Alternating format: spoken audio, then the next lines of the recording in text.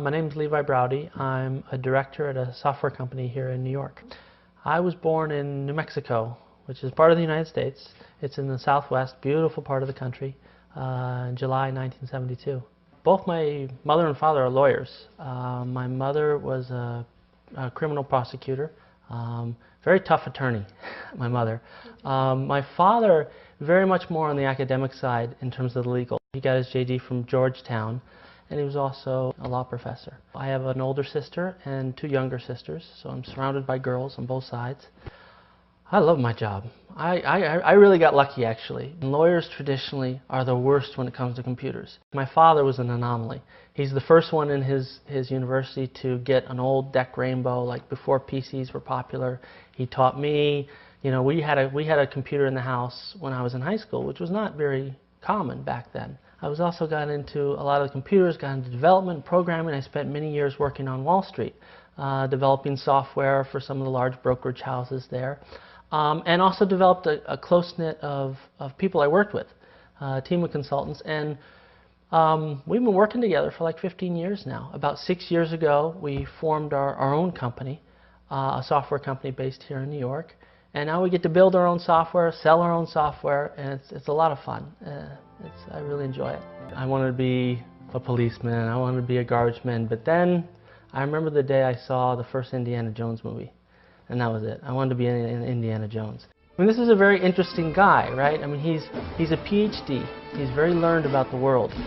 But he's not stuck in the library. He's out there. He knows about different customs in the world. He knows about different peoples, having tremendous adventures. And he's got that cool little whip thing that he has. So he was my hero for most of growing up. I was not a terribly good student in elementary school. I think the learning process, or what they were teaching in elementary school, I just found very boring. But when I got into high school, something just clicked. I really started to love learning. I went to a wonderful high school. It was very good for nurturing that. It was a private school, a college prep school. And I got very engaged. I became the student body president. I was captain of the basketball team, the soccer team. All the other teams were okay. The soccer team was really good. We won state almost every year I was there. So that was a very serious thing. So I got very into the soccer team, and that was a big part of my fall every year, because that's the soccer season. At the same time, it was a great learning experience because, you know, I remember there was a time in my early senior year I started to learn about a lot about the civil rights movement, and so I would just pore over these books, and I actually developed a private study just for me with one of the history teachers because I was so into the subject. I would spend, you know, weeks just bearing through the material, and it was great to have my parents because they were involved in it too, so it was a wonderful resource. In high school, I developed an interest in things Eastern. My school was smaller, so it was a little bit more mixed, so I had my athlete friends where we did all of our sports, and I had sort of the academic friends, and then I had this group of friends who were kind of, most of them were kind of, I think, in the theater department, but they would do things like on a school night, they'd go out on a golf course and meet at 1 in the morning and just read Tao Te Ching. You know, because they were just very interested in this kind of stuff. So I would explore this stuff from a very young age. And whether it was just, you know, meeting with these guys on a golf course, reading the Tao Te Ching, or going to a very formal environment where there's a formal sort of Zen Buddhist, you know, out there teaching, and, you know, sort of a Japanese thing, some of the Chinese Tibetan stuff. So I looked around for a while before I was given a book about Falun Gong. I started to learn Falun Gong. Well, a friend of mine actually first learned Falun Gong. He's a very good friend of mine. And, you know, we had known each other for a long time, so I know him very well.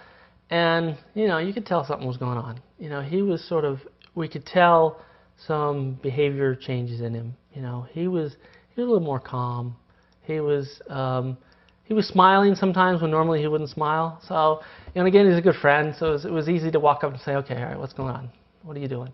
And, you know, he gave me the book, Zhuang Falun, from Falun Gong. So that's really what was my introduction to the practice, that. And then when he gave me the book, I remember it was sort of the last big snowfall of the spring. And I couldn't go outside, so I spent the weekend actually just reading through the main book of Zhuang Falun, and that's what really got me. That was early 1999. You'd think adding more things in my life would sort of make it more chaotic, more things I have to juggle. It's actually the opposite. I mean, I feel it's sort of, And it comes to, it really boils down to, well, what is it you're adding to your life? Because there's a lot of things that you add to your life that, yeah, you're just going to have more things you got to juggle. It's going to become more chaotic. If there's certain things you add to your life, it actually becomes a lot more calm and steady. And by calm and steady, I don't just mean, oh, I don't want things to happen to me and I just want to sit in my house and, you know, everybody leave me alone. I'm talking about a spiritual calm, where you can handle whatever's thrown at you. You are inspired to go out and tackle things that you wouldn't have otherwise. For me, that's real calm, is that it's a strength, it's a clarity of mind, and it actually emboldens and solidifies whatever it is you're doing. For me, it's about adding clarity and energy and strength to the things I want to do. Whether it's raising my kid or whether it's deciding, you know, in my company, what's the next new big thing we got to build into the software. It's really about enriching that whole process, as I found. Just in my assessment of Western society, there's a lot of wonderful things there, but it was also a little bit simplistic, or a little bit too black and white. You know, these sort of little categories that each, when you look at them by themselves, are rather limiting. You know, if you look at religion, it just seemed a little bit too almost academic, and it seems like spiritual growth is something much more visceral than that. It's something you actually do. It's something that you partake in. It's not just a story that you read about.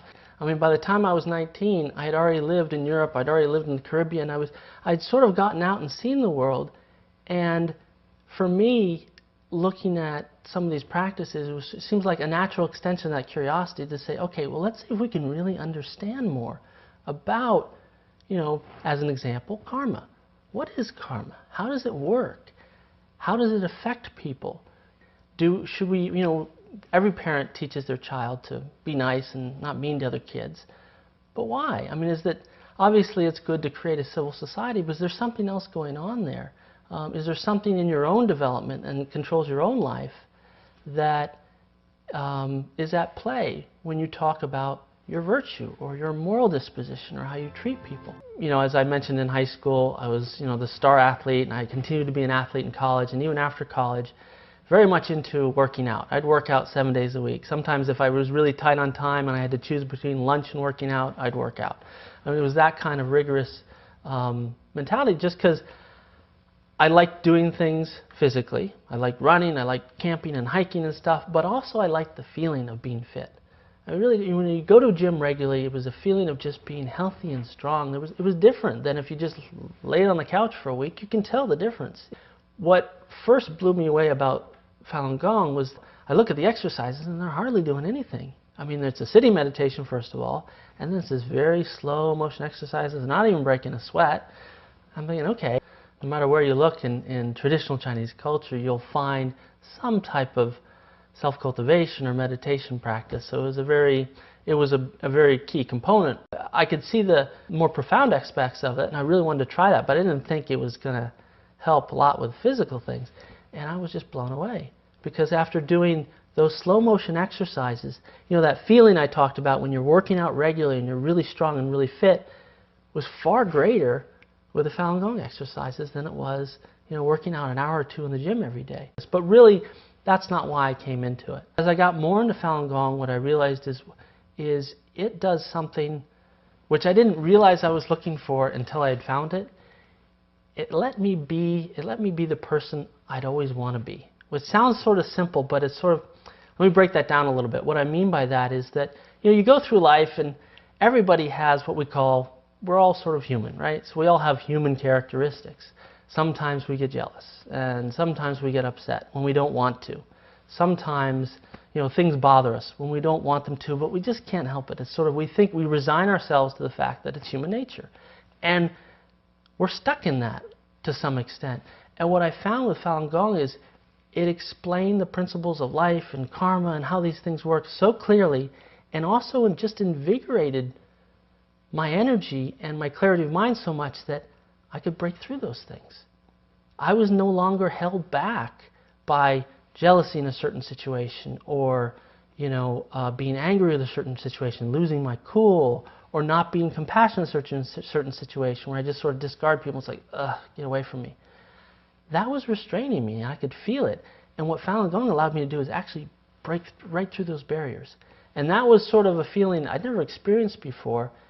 You know, it's really profound. It sounds like a simple concept, but it's tremendously profound in terms of being able to grow as a person and what you can do, not only for yourself, but for other people. Well, it's interesting. My expectation of family and children has changed quite a bit. In my youth, it was sort of family, whatever. I just want to go out and explore life and have fun. I think as part of an influence of traditional Chinese culture, Falun Gong, these kinds of things, I've seen the wisdom and the real value and the real joy, actually, in some more traditional approaches to family. One thing I see, for example, with my own kids is that a healthy relationship with my parents, their grandparents, is really vital. It's vital for both parties, because for my parents, it's a chance to be around the young kids, and my parents love children. They're very good with children.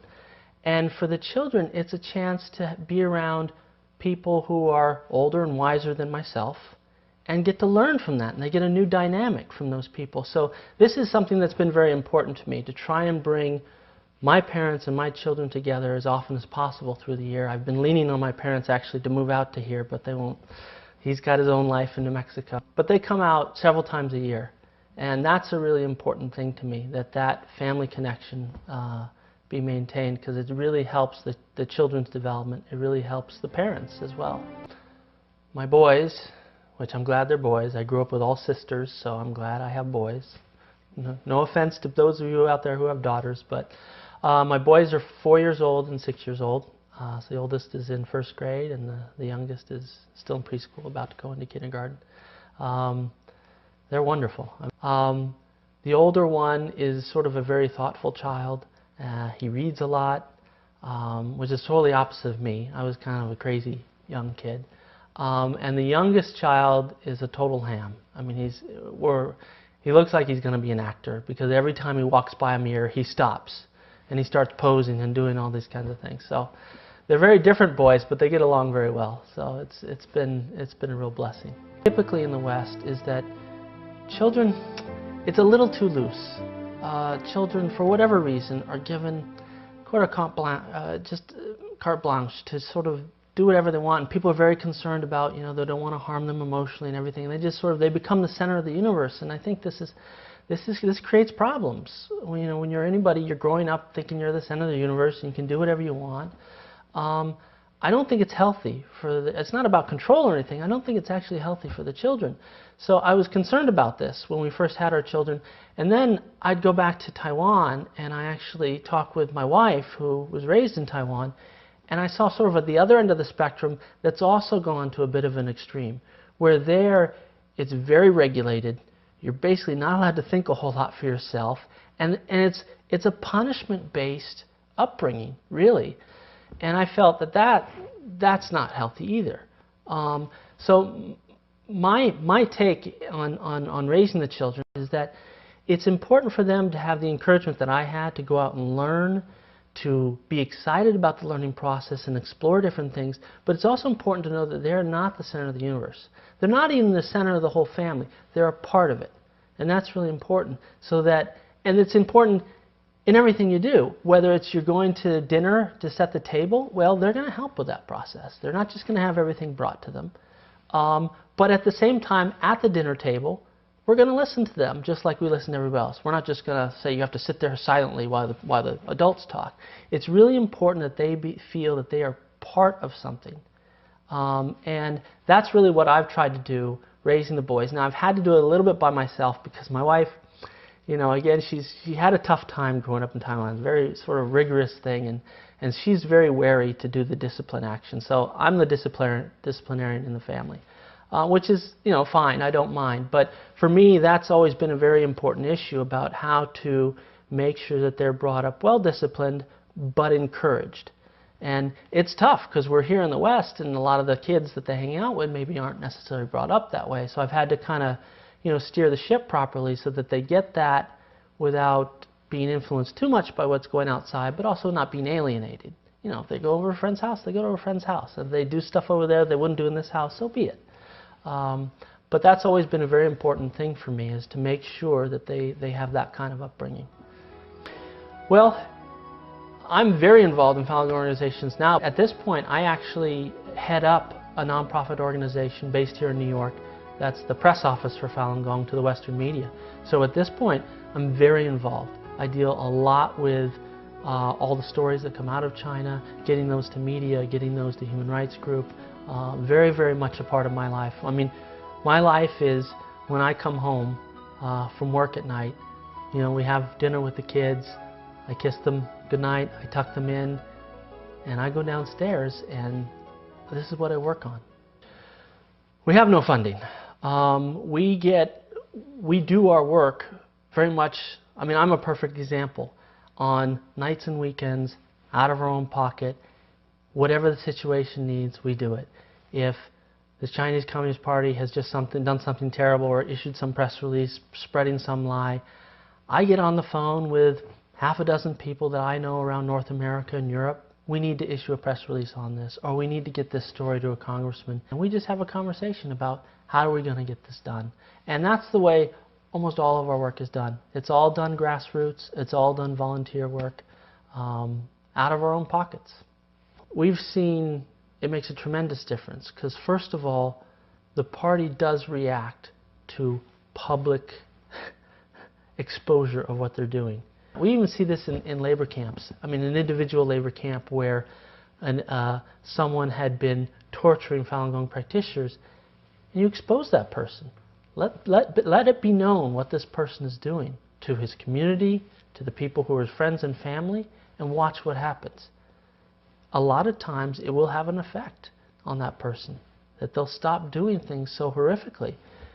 But just to be clear, there's no hope for the Communist Party itself. The system itself is beyond repair. But what we can do is make it be not so vicious and ease up and let the world be more aware of what's going on and have them step up. That has a real effect. We've seen that happen.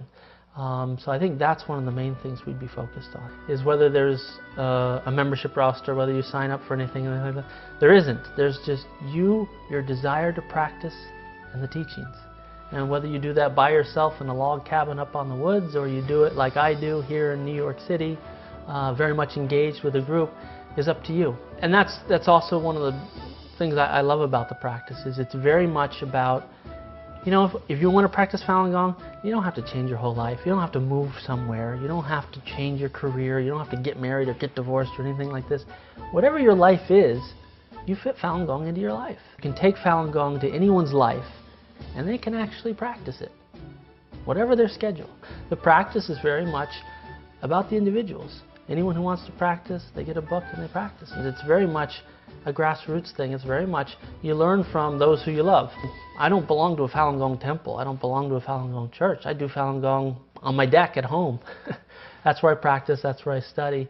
Now, I think what's happened now, because of all the stuff that's going on in China, with the persecution going on there, you've seen a grassroots movement of a different sort, where people coming together, people who practice Falun Gong, people who care about Falun Gong, forming sort of human rights organizations, forming these bodies to get something done, to try and get the human rights atrocities that are happening in China out and heard in media, in governments, and things like that. And in that sense, you know, those groups, there are several organizations that have developed out of that, but that's not to do with the practice. Those organizations strictly exist to try and do something about what's happening in China. Like everyone, you know, I'd have days when I'd have a bad headache, and I was like, ugh, or I'd just be weak and not have much energy, and just kind of laying out on the couch and kind of wait for it to pass, you know, take a bunch of Tylenol, try and get it, you know, this kind of thing. But after I started practicing, that stuff largely disappeared. Now I say largely because sometimes it still happens. Sometimes I have, like, you know, I'll get a headache or something like that, but I think now it's a very different experience for me, on a couple of different ways. I mean, one, just on the basic level, is that in general I think, you know, society is a little bit too pain averse these days. I mean, sometimes people, I feel at least, people are a little bit too afraid of pain. There's nothing wrong with a little pain. You know, they're too quick to grab a Tylenol or grab some chemicals and stick it in their body just to try and get rid of some pain.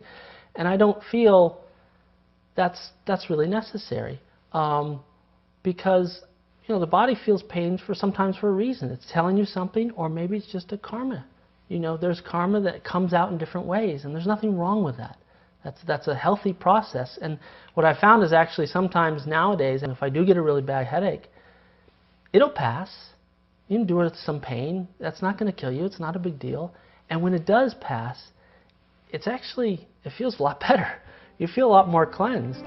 No, I mean, I think a lot of people have some of that interpretation, but to be honest with you, most of that stuff comes from the Communist Party. It's not like Falun Gong says that you can or cannot go to the hospital, you can or cannot get married, or can or cannot do this. There really are no rules. What it teaches are principles. What you decide to do with those principles is up to you. What it does, there's nothing about, you know, you can't go to a hospital. What it does talk about is, what is karma? Where does it come from? What happens in the process of getting rid of karma? There's all this stuff about, you know, you can't go to a hospital and stuff. I mean, this is one of about 20 or 30 things that when the Chinese Communist Party moved against Falun Gong and said, we're going to destroy this group, that's hard to do when you're talking about a group with, at that time, in China, was largely a household name and widely respected. I mean, these are people who are embracing principles of truthfulness, compassion, and tolerance. This is something they really take to heart. These are people really trying, day in and day out in their life, to be good people. It was a wonderfully sort of respected practice. How do you take something like that and destroy it if you're the ruling Communist Party? The first thing you have to do is make people believe Falun Gong is what it's not. Make them believe it's dangerous. Make them believe it has hatred, it has all these things. And that thing about not going to the hospital fits precisely in one. That's exactly one of the things they try and promote. Because if they can promote that, then maybe people will sort of forget about the wonderful things about Falun Gong and start listening to these propaganda points. And then it helps the Communist Party try and stamp out the practice. And it all comes back to that. After I graduated from high school, I applied to my colleges. I got into the college I wanted to get into. And then I realized I've been working, I mean, I loved it, but I've been working really hard. I wanted a little bit of a time to think. So I looked at overseas programs, and my father found a program that would actually send me to the Caribbean. It was very interesting, actually, because I got to go. It's a standard student exchange program after you leave high school. So you go for a year, you attend a high school there, and you basically learn the language and the culture. I went to the Dominican Republic, which was much more in development than it is now. Normally they take overseas students and they place them in these very wealthy homes, so that you have 3 or 4 maids and you've got an armed guard outside. It's very nice. The family that picked me was a complete anomaly. It was this skinny little civil engineer who lived way out in the woods. I mean, he was like 45 minutes outside of the capital city. We had this tiny little truck we'd bounce through the jungle with every day just to get to our house. And he'd sit in his back porch and he'd read like Indian philosophers, and his kids all thought he was strange. I loved him. This is great. So I spent a year after high school living in this little hut in the jungle outside of Santo Domingo. We rarely had electricity. We didn't have any running water.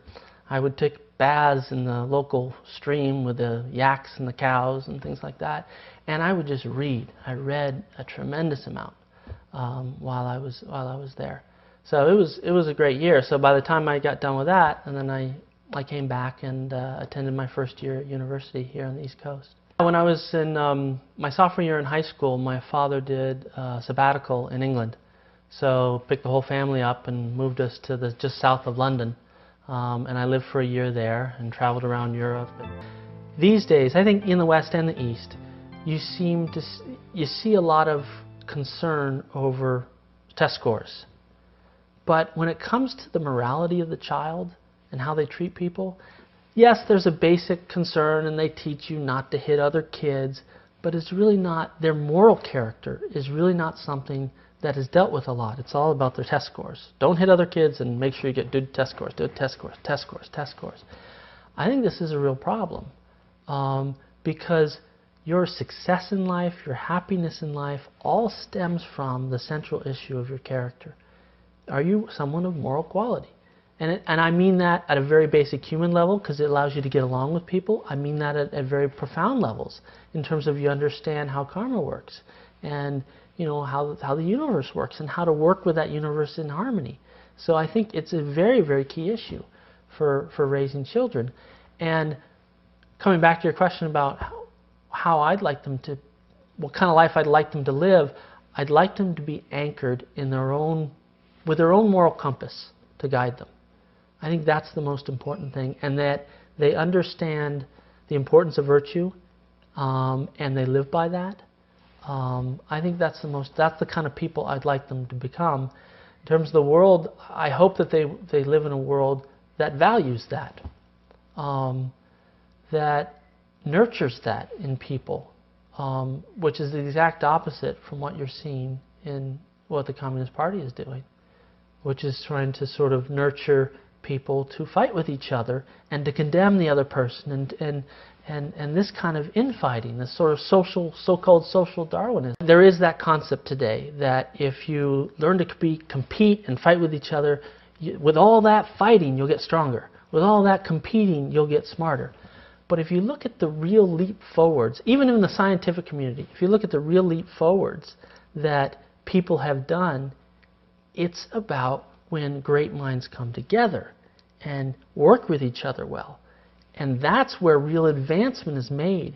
You can, if you sit down to work with somebody, you're going to get a lot further when there's harmony between you than if you're constantly banging heads, because all the energy, even if it encourages you to work harder, all that energy banging each other's head, when you could be putting that energy to some forward progress. And I think you see examples of that in science, you see examples of that in politics. And again, we're just talking about the surface. We're just talking about, well, would the science advance further? Well, what about what happens to the karma of the people? What happens to, if you treat people horribly over and over and over again, do you think nothing's going to come back to you? Even if you did make more of a breakthrough in one little scientific area, what kind of life are you going to have, having done all those horrible things to all those people?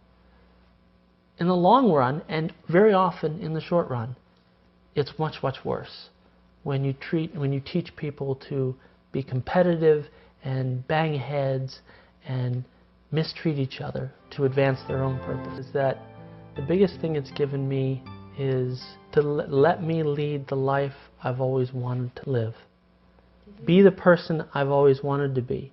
Well, I'll give you an example. I mean, I've always had, again, I had enough control to be perceived as very sort of nice and calm when I was young. But like, when I get into basketball games, if I got a bad call from the ref, I mean, I would yell and scream, and I'd throw stuff. And again, in that environment, it's sort of like, well, he's competitive, he's in the game, it's sort of okay. But it's not okay, because that translates. That's part of who I am.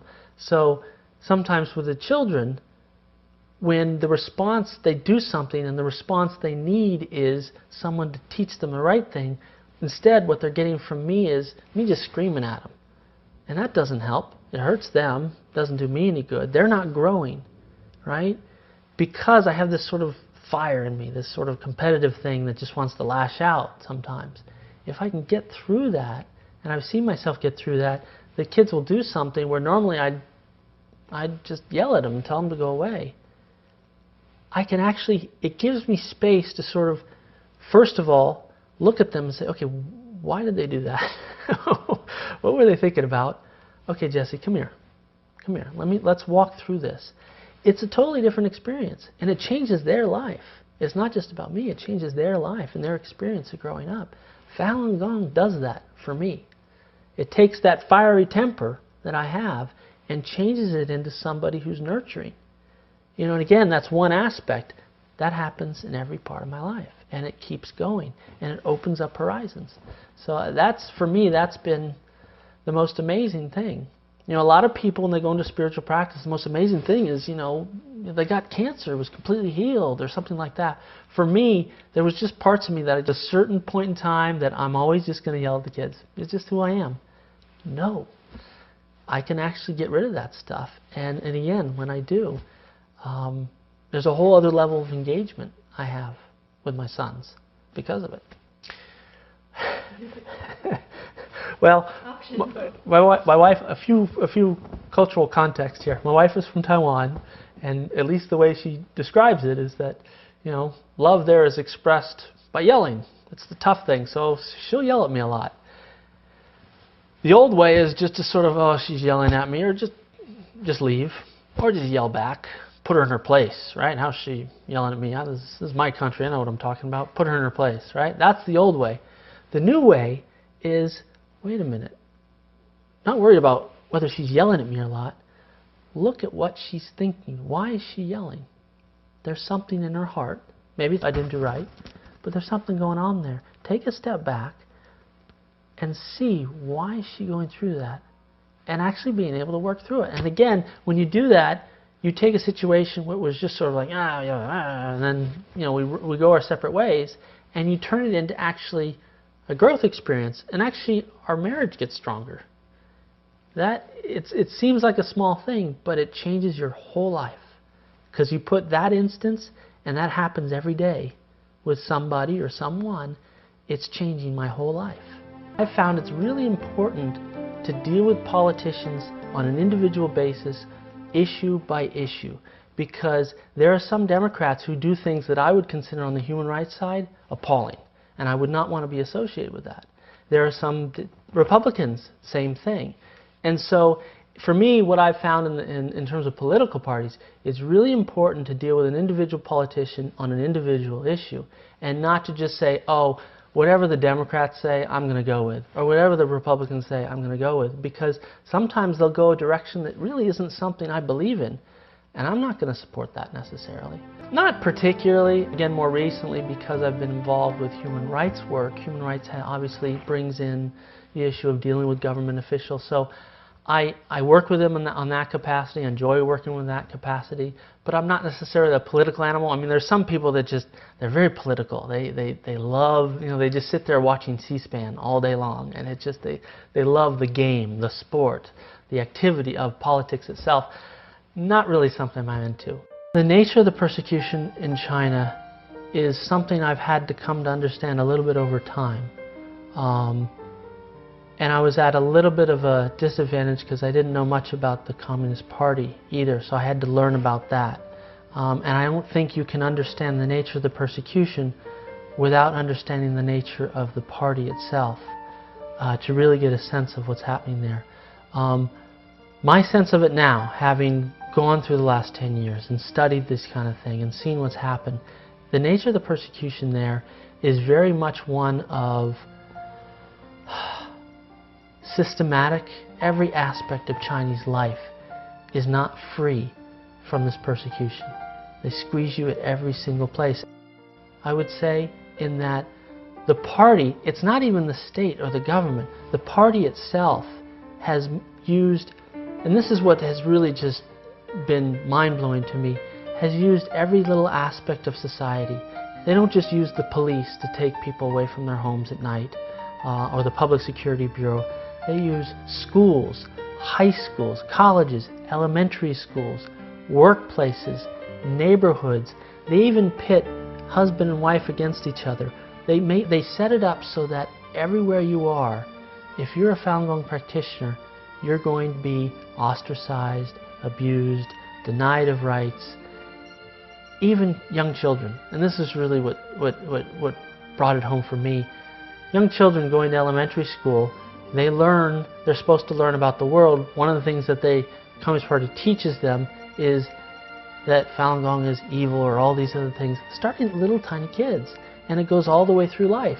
High school, entrance exams into college. If you don't say what the Chinese Communist Party wants you to say about Falun Gong, you can't get into college. You'll get fired from your job. And they'll take you to a brainwashing center, and they'll try to convince you that this practice that your personal experience has taught you is healthy, is enlightening, benefits yourself and those around you. They'll try to convince you that it's evil. For me, what I find so tragic about this is that this is not China. The China the Chinese nation that I studied about, that I learned about, it's a profound society. 5,000 years of culture that just has brought to the world some of the most dignified and rich religious traditions, cultural traditions, food. You name it. China is the source of so much that is rich in the world. It's a tragedy that the party is able to confuse those two issues about what is China. The Communist Party is not China. The Communist Party comes from the West. It took over the country. It's a foreign import.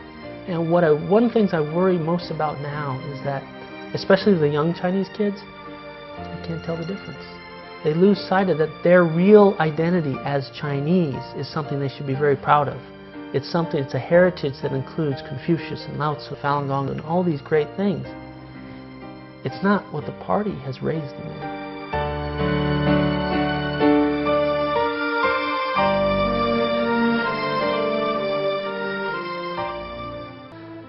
Yeah, this question comes up.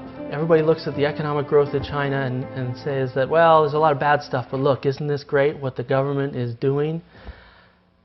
I think, to be honest, the economic growth is from the ingenuity and the work ethic of the people. The only thing the Communist Party has done is, on the economic front, is stop doing some of the suicidal stuff it's been doing economically. It's the people that have brought up the economy of China. In terms of how we learn this information, it comes from a couple of different angles. One is we have the Mingwei website, which has literally, from what I can tell, the largest network of input from people on the ground inside China, from the largest cities to the tiniest little villages out throughout China. Every single day we're getting stories from people who are there, who are living this constantly. So that's one sort of steady stream of information. And then there's the personal contacts, where I have friends or people I know, this kind of stuff is happening to their relatives. And so you get the personal contact there. Those are really the two common streams. And then, of course, more recently, I think the Western press and Western entities like Human Rights Group have a very difficult time getting in China. They just don't have the network. It's too many blockages to get in. But every once in a while, one will get in. One reporter will report on something, or one human rights group will discover something. And so that's a third angle that comes in that affirms the same thing I've been hearing from my personal friends, the same thing I've been reading on the Mingwei website. I found this wonderful thing called Falun Gong that allows me to, and ennobles my spirit, makes me feel really strong and positive. Now it's really a question about, what do I do with that? What am I going to do with that in my life?